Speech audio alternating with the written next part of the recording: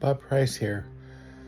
So I've talked to you about these feathers and about illusions and how it illusions the book by Richard Bach.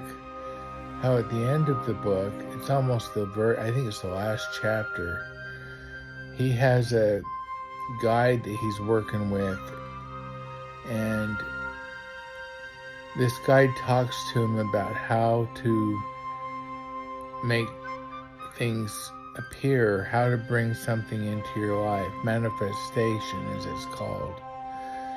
And so I've talked about how I read that book.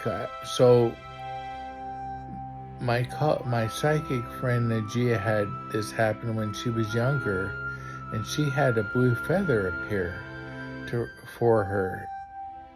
And so I had read this book. I hadn't read illusions since I was younger, like in my teenage years.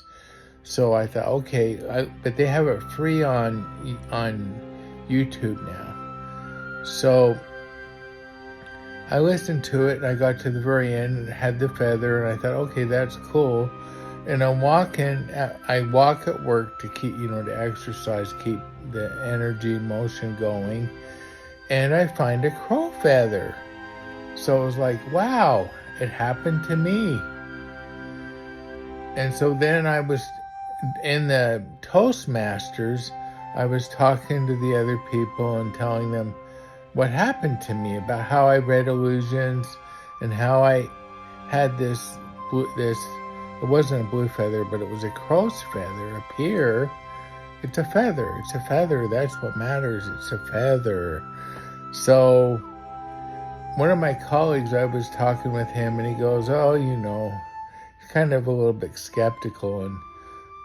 So I was joking with him, and I says, well, you never know. A feather might appear for you. And he goes, oh, I don't know. So I said, okay, well, we'll see what happens. That'd be interesting if something happens and you have a feather appear. So he's looking, they put these sailboats in the tops of our cubicles. And so he was looking up there, and he said, my land, there's a feather there. And so I went over, I said, oh, you're joking, because I thought he was teasing me. I said, no, there's a feather there.